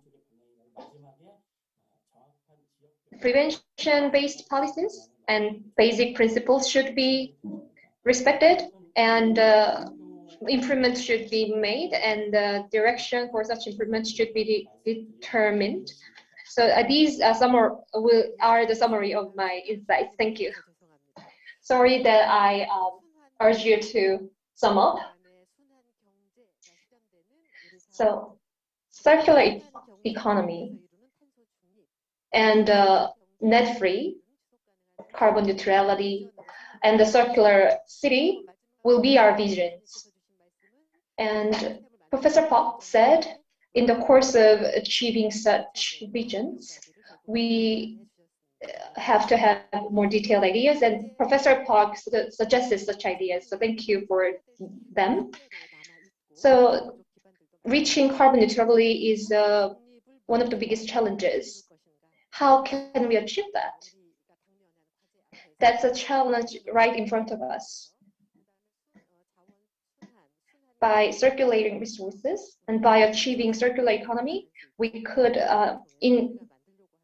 realize the net-free goal, and the sustainable cities can be made during the course of carrying out such efforts. And local governments alone cannot achieve such goals. Local governments need to partner with other local governments and other stakeholders, like European cities.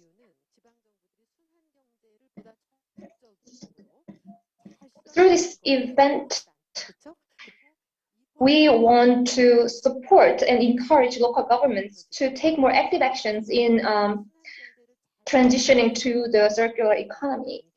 There are so many mayors with such strong willingness to go green, to achieve circular economy. So anyway, thank you.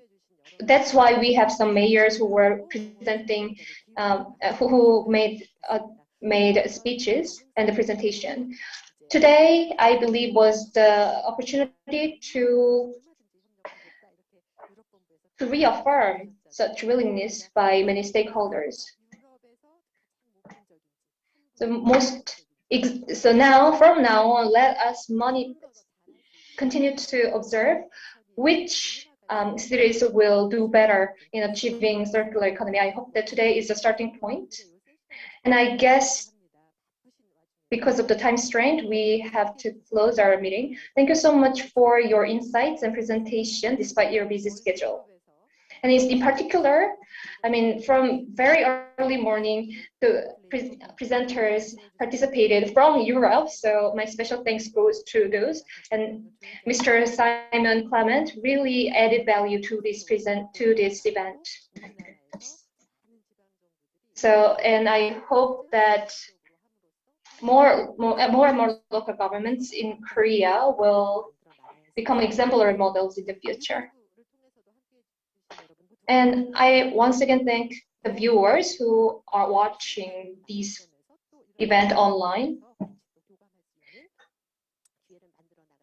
And we are going to have more opportunities in the future to have such exchanges and discussion. Thank you so much for your participation. Thank you.